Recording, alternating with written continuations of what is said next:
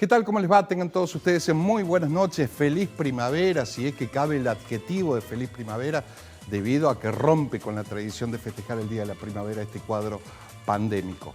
Lo que te voy a mostrar, empezando ya con el programa, son algunas placas, como hacemos siempre, de algunas encuestadoras, en este caso de Suban Córdoba, que se terminó de realizar entre el 13 y el 15, dos placas, es mucho más larga la encuesta vía web de la República Argentina, sobre 1.300 casos, y tiene que ver con lo que pensamos los argentinos de un partido y de otro. En este caso, mira, lo que piensan los votantes de Mauricio Macri sobre aquellos que votaron a Alberto Fernández. Lo primero que aparece seguramente en pantalla, te va a salir mucho más nítido, yo no lo puedo leer acá, ahí lo tenés.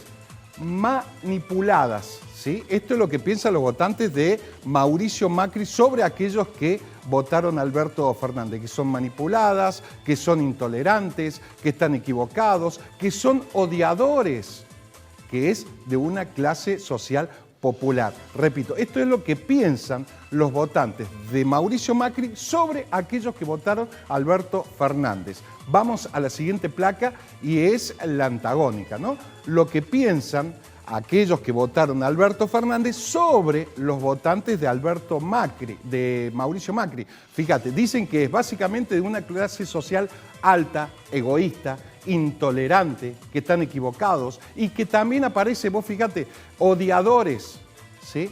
Esto lo queríamos reflejar para que sirva como reflexión sobre lo que pensamos la mayoría de los argentinos, porque esta encuesta está hecha a nivel nacional, vía web, sobre 1.300 casos y se terminó ahora entre el 13 y el 15 de septiembre. Una encuesta más que pasamos para reflejar un poco cómo estamos como sociedad con estos dos partidos políticos que hoy son antagónicamente contrarios, ¿no?, en ideología política. Y hablando de Macri, ya está con nosotros y lo vamos a saludar al legislador provincial de Córdoba Cambia, Alberto Ambrosio. Alberto, ¿cómo le va? ¿Qué dice? Hola, Cristian. Buenas noches, ¿cómo estás?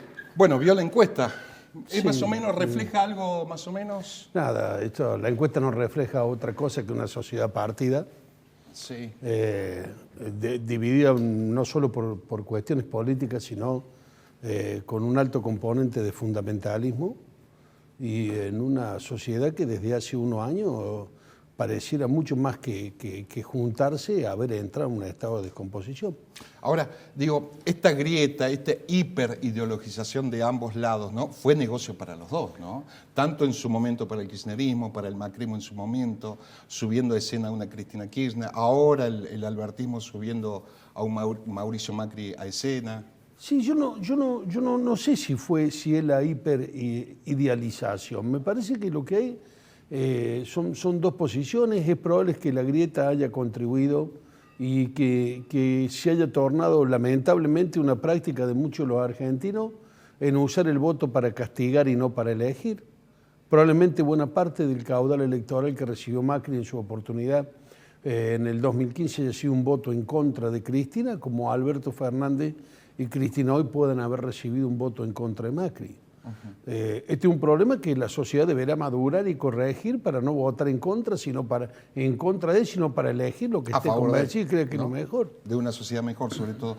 Hablando de Macri, ¿cómo está Macri hoy, el partido que representa, el PRO? Yo no tengo, la verdad es que yo no tengo números, no tengo encuesta.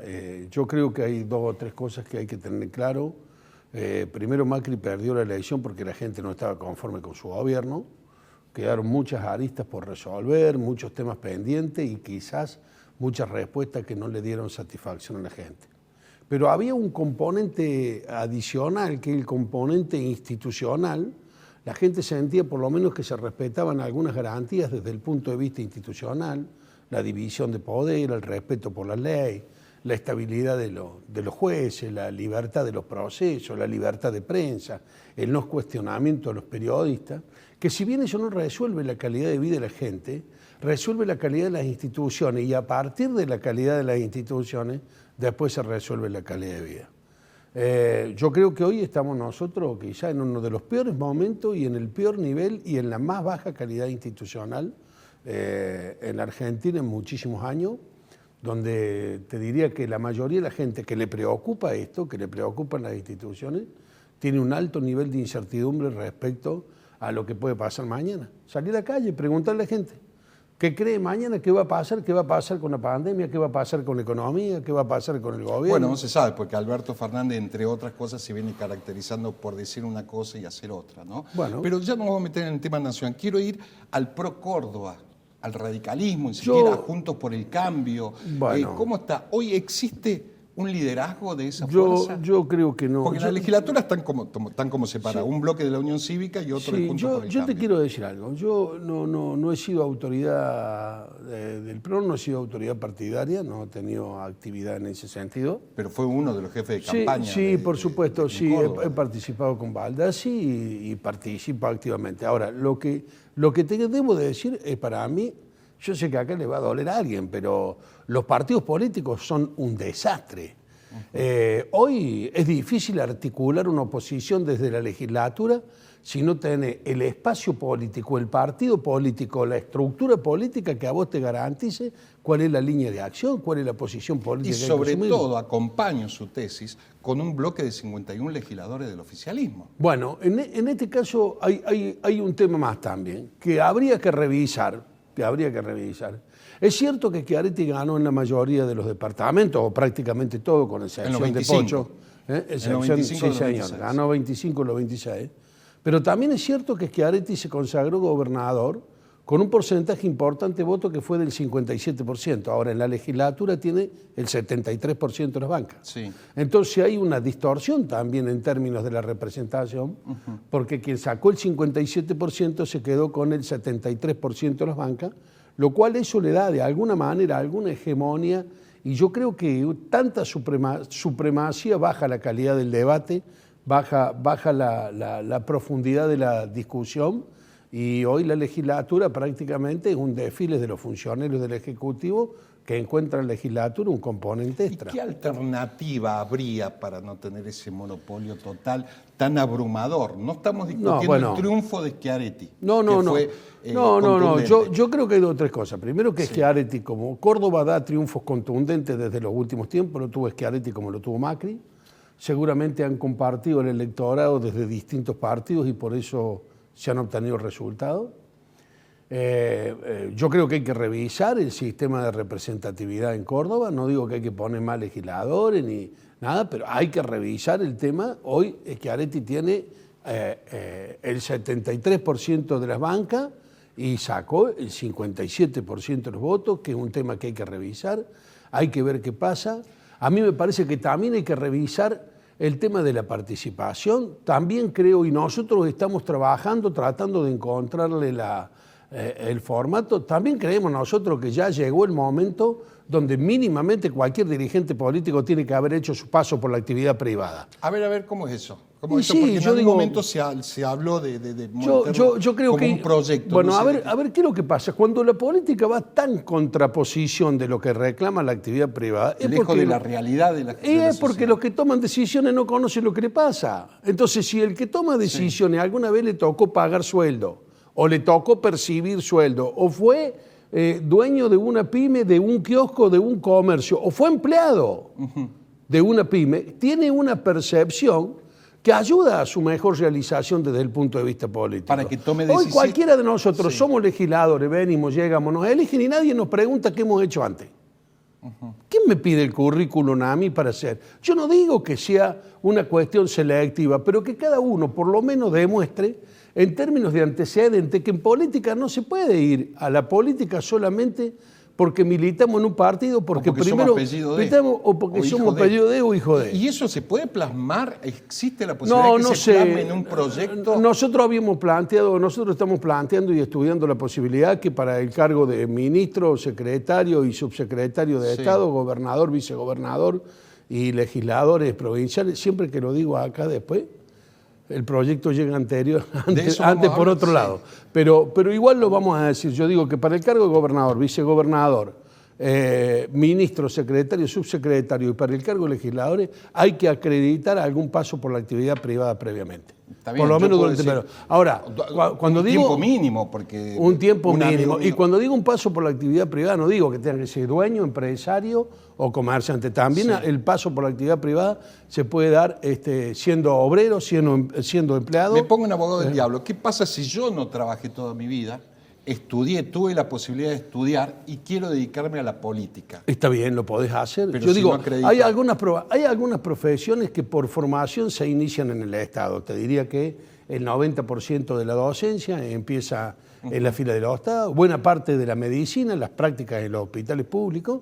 Entonces vos tenés un médico, un docente que naturalmente puede no haber estado en la actividad privada.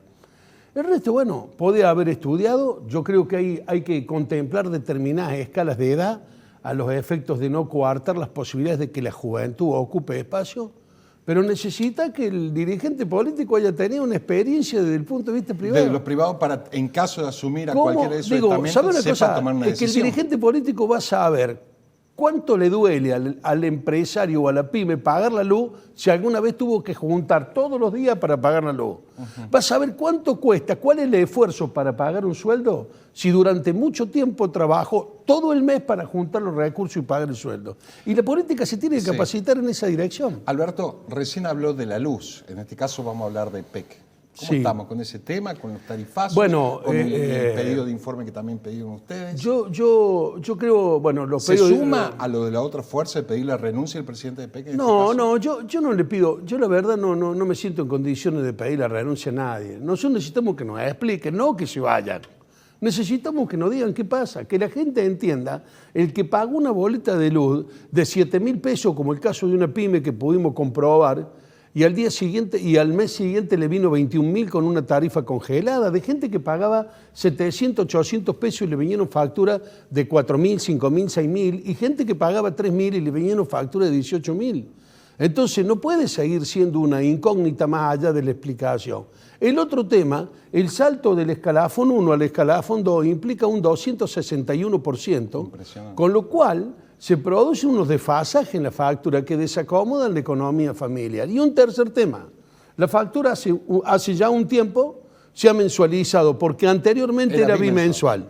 Sí. Ahora se ha mensualizado y en muchos casos está llegando antes del mes calendario, es decir, antes de los 30 días, lo cual de alguna manera complica aún más la economía familiar que está alicaída. Y justo en este momento, donde hay que revisar los cambios de escala, porque hoy la familia está más en la casa, consume más energía y se han incorporado nuevos mecanismos como el teletrabajo, que naturalmente implica tener aparatología conectada de Google, Internet, etcétera, etcétera. Entonces, necesitamos que alguien dé la cara. Digo, ya ¿sabe qué? Nos estamos acostumbrando a que acá la política cada vez da menos la cara. El gobernador hace muchísimo que no lo vemos, ¿no? Solo mensajes por Twitter y demás. Sí hay que reconocer que tiene montado un aparato publicitario fenomenal y, bueno, la verdad que forma parte de su estrategia, le ha dado resultados, pero necesitamos certeza sobre algunas cosas. Por ejemplo, el caso Solange nos referimos y Blas Correa. Bueno, en el caso, yo te digo una cosa. Hasta ahora no ha hablado. Yo en el caso Solange lo planteé en la comisión y se lo planteé que se cumple un mes al director del COE. Yo te digo una cosa. Yo no puedo discutirle al COE desde el punto de vista epidemiológico o científico, porque probablemente no tenga los elementos y no soy un científico para discutirlo de ahí. Pero a mí me parece que hay un componente en la política y en cualquier ejercicio de cualquier profesión que es el sentido común. Si al papá de Solange, desde Huinca Renanco, decidieron custodiarlo hasta Neuquén, pasando por 8 patrulleros. Claro, ¿por qué no lo custodiaron hasta Altagracia?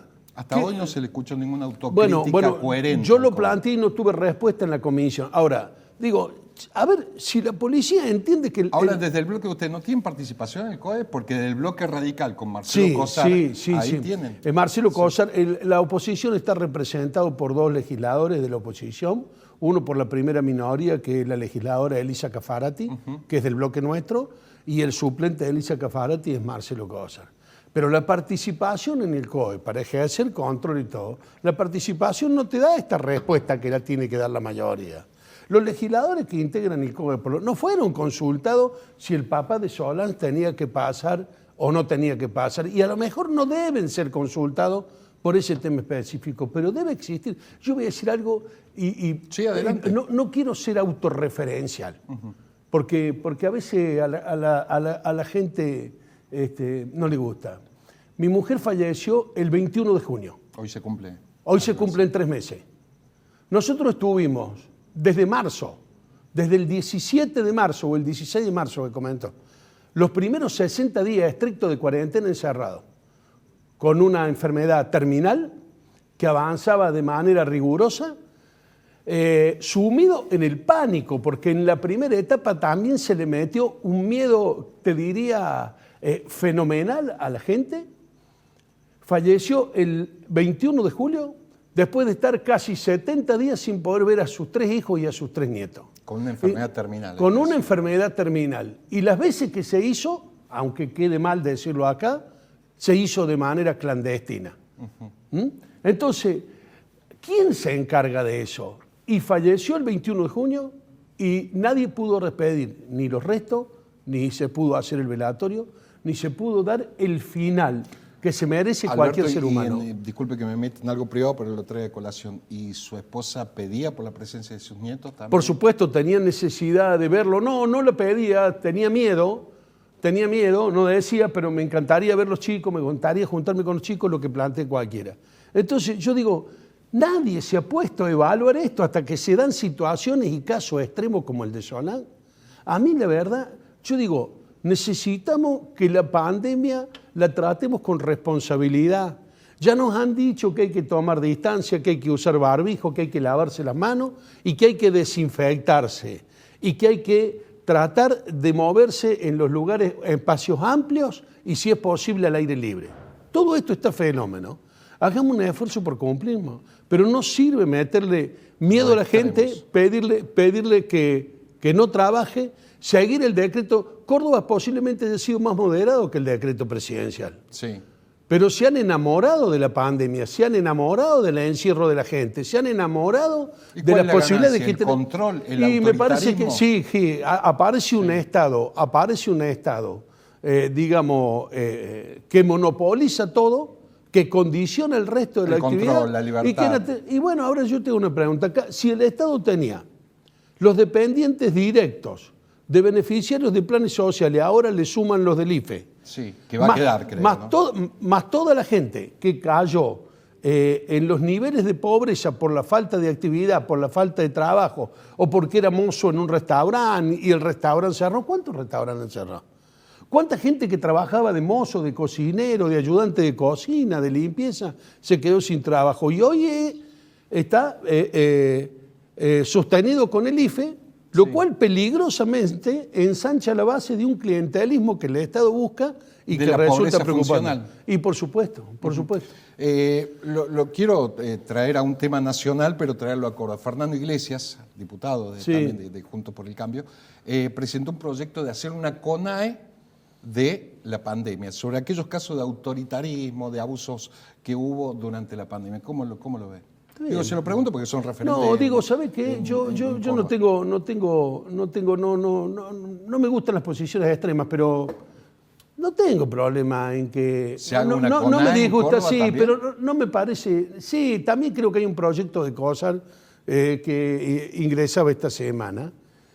No me parece que esté mal. Yo creo que todos los controles suman, pero tampoco no me parece que sea determinante.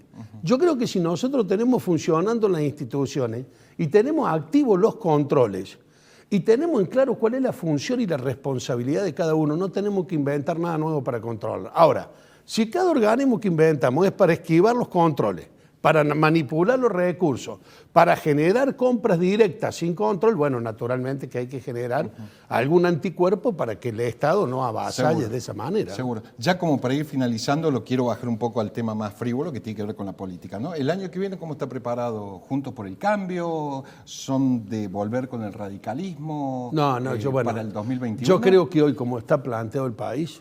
Sí. Porque los radicales están también muy te voy a decir algo que a lo mejor puede parecer extremo. Sí, no, por favor. Pero es Fernández, sí. Y si querés ser competitivo, hay que tener generosidad, hay que tener amplitud y hay que tener capacidad de convocatoria. Hay que encontrar una síntesis en todos los que no abreven en ese espacio Fernández, deberán encontrar la manera de estar juntos. Bueno, ahora un Rodríguez Larreta que empieza a medir más inclusive que Alberto Fernández, que Mauricio Macri. Bueno, son circunstancias, está en el ejercicio de la función, es un hombre que ha conducido, digamos, sin sobresalto la capital federal y la verdad que un dirigente, y ojalá haya muchos Rodríguez Larreta. ¿Y en Córdoba tienen candidatos para el año que viene? ¿Tienen un abanico de candidatos interesante para ofrecerle? No te lo podría decir hoy. Yo supongo que hay gente capacitada y preparada, pero que necesita por ahí la proyección como para que la sociedad lo pueda visualizar como un potencial candidato. Lo que creo es que hay que empezar a discutir con la gente, no solo de las candidaturas, sino el modelo, hay que discutir con la verdad. Digo, no puede ser que nosotros vivamos en los últimos 15 años en que la política se va deteriorando cada vez más porque dice una cosa y hace otra. Y esto es así, la política se deteriora porque dice una cosa y hace otra. Nos pasó hace pocos días con el dólar. Sí, dijo que no, después dijo que sí. Nos pasó hace poquísimos días con el dólar. Pero sí es cuarentena. Pasa todo, casi te diría, no voy a reformar la justicia, pero es un reordenamiento de la justicia. Semanalmente con el COE que se pelea con algún intendente, pasa todos los días. La política tiene que hacer lo que dice y tiene que decir lo que va a hacer. No se puede tener un nivel de incoherencia. ¿Sabe por qué? Porque deterioramos la credibilidad. ¿Y por qué la política, la clase política, no hace un ejemplo de los profesionales, aquellos que hacen una mala praxis y son juzgados también por una mala praxis? Debería ser. Mira, te digo una cosa, debería ser, por supuesto, absolutamente. Si vos en la medicina, en el periodismo o en el derecho perdés el juicio y pones en riesgo tu profesión, y en las otras profesiones, si tenés mala praxis, pagas con tu prestigio personal. Exactamente. Ahora, si yo me quedo con algo del Estado, no, nadie. Y me puedo quedar 20 años si soy amigo del que elige la lista y que me pone. Y la verdad que la política también se tiene que hacer cargo de la mala praxis y los responsables tienen que pagar. Acá pasan cosas. Yo te digo lo que pasó y no se puede hacer leña del árbol caído. Lo que pasó con el asesinato de Blas Corre y por supuesto, además de acompañar a la familia, pido disculpas por traerlo acá a esta mesa de debate. Es un tema de agenda. Pero digo, un policía procesado, pero un policía o cualquier ciudadano que esté enfrentando un proceso, tiene una alteración psicológica desde el punto de vista de su preocupación de lo que le está pasando, más allá que sea culpable o no. Ahora, el que tiene el monopolio de la fuerza y de las armas es el Estado. Y no puede el Estado darse el lujo de correr el riesgo que ocurra lo que ocurrió. Entonces, sobre esas prácticas las respuestas también fueron muy, te diría tibias. Casi triviales. Sí, más que tibias, triviales, fueron para la tribuna. Pasaron cosas. ¿A quién fue? Y se cambió el jefe del Distrito Capital. Es como cortar el hilo por el último eslabón. Cuando ustedes piden que la presencia de los ministros, vía virtual ahora, los ministros vienen a la legislatura, dan explicaciones, no corren riesgo porque tienen una abrumadora mayoría, están protegidos, son exposiciones, responden preguntas. Quizás lo que está muy concentrado por ahí, lo que no maneja bien la oposición, no nos llega toda la información en tiempo y forma, la información llega tarde. Bueno, la reforma jubilatoria. No, bueno, la reforma jubilatoria va a formar parte de la historia política de Córdoba como uno de los días más negros y más tristes que hemos padecido. Legislador, gracias por su visita y hasta la próxima. No, gracias Cristian y bueno, gracias por tenerme en cuenta. Hacemos el corte y volvemos.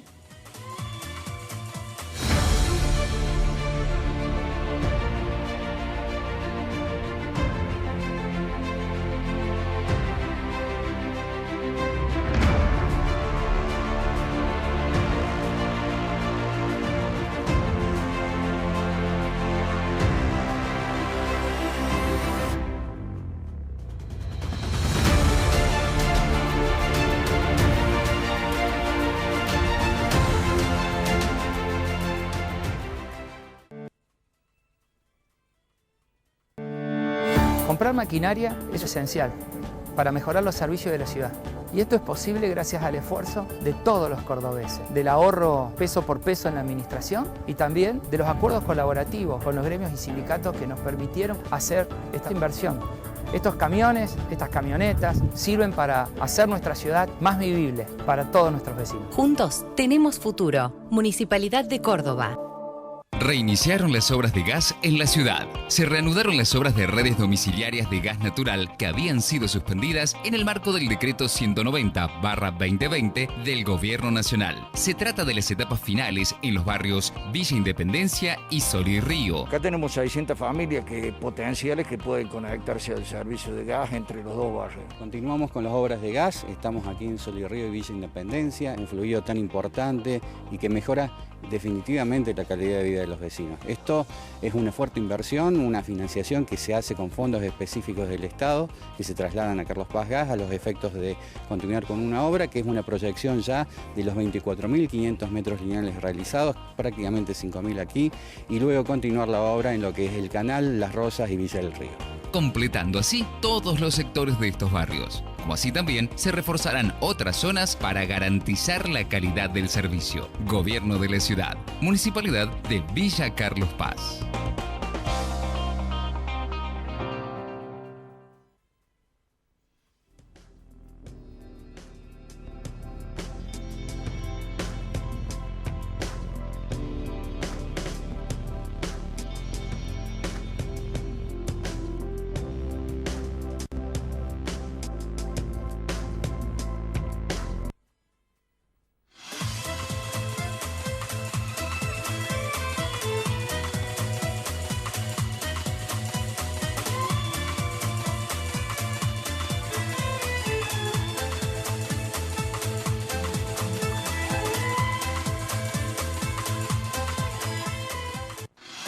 Bien, por estos días que se empieza a discutir el presupuesto nacional y a propósito del nuevo cepo al dólar, la economía argentina parece más un relato que se ajusta a los gobernantes de turno que a la realidad de la gente, de las pymes, las empresas. Gobernantes que pasan y cada uno justifica a través de su retórica los fracasos sucesivos en materia económica. Y si no, basta recordar los eufemismos que se usaban para describir al default como el reperfilamiento, al tarifazo como sinceramiento tarifario, a la toma de deuda como lluvia de inversiones, a los despidos modernización, al impuesto a los ricos, ahora le van a llamar aporte solidario, y ahora el cepo, un cepo que no es cepo pero termina siendo cepo. Más allá del sentido poético que le intentan dar e imprimir cada uno de los gobernantes que pasan para justificar lo injustificable, aquellas malas praxis económicas, lo concreto, lo cierto, es que Macri dejó un verdadero desastre económico. Pero también hay que decir que el peronismo va a gobernar, si contamos los 4 años de Alberto Fernández, 27 años desde la restauración de la democracia, y no pudo ni supo construir una economía medianamente sólida. Habrán comprendido aquellos que tienen la responsabilidad de gobernar que más allá de la retórica, los eufemismos o el sentido poético que le quieran dar a sus políticas económicas, que lo que manda, para bien o mal, es la economía. Habrán internalizado aquellos gobernantes aquella frase que tuvo un gran impacto en el electorado de Estados Unidos y que sirvió para que Clinton ganara las elecciones frente a un George Bush padre que en su momento era imbatible, con una aprobación casi del 80%, básicamente por su política exterior, pero que no le alcanzó frente a una expresión célebre y demoledora, que fue y es aquella frase: es la economía, estúpido. Hasta la semana que viene. Muchísimas gracias.